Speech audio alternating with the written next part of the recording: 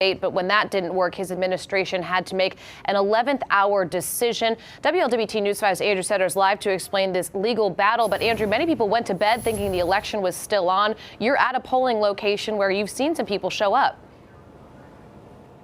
Yeah, we had a poll worker show up here this morning. This has been a confusing time for a lot of people, and certainly not the message getting to everyone that the polls are expected to be closed today. In-person voting canceled because of a public health emergency issued last night by the state of Ohio. But still some confusion for people here this morning. There was a whirlwind of changes throughout the evening yesterday. Governor Mike DeWine said he wanted the polls closed, citing the health risks to poll workers and the concerns about crowds gathering. But he admitted that was a suggestion. He did not have the power to close the polls. He asked the courts to take action, but a Franklin County court said Election Day was still on. That is until the Ohio health director issued her order last night, and that word did not get to poll workers, at least one who showed up here this morning.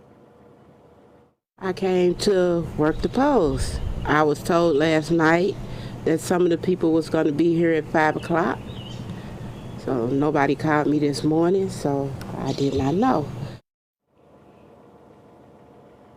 Well, that order from Dr. Amy Acton, the Ohio health director, said she was issuing the order because of the high probability of widespread exposure to COVID-19 and a significant risk of harm to a large number of people. So as of right now, the polls in Ohio are set to remain closed today. Governor Mike DeWine said the state will go back to the courts to try to come up with some kind of remedy so people can continue to vote and extend that deadline for in-person voting. He's hoping for June 2nd.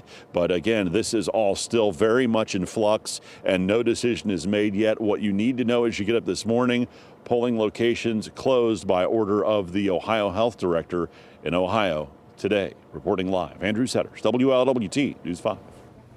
Andrew, thank you for all of that. Cincinnati Mayor John Cranley issued a statement disagreeing with the election delay. He said, "I worry that the precedent could haunt future elections by people who are not motivated by the same public good. I also believe that there is no reason to assume that June 2nd in-person voting won't also be delayed." 534 test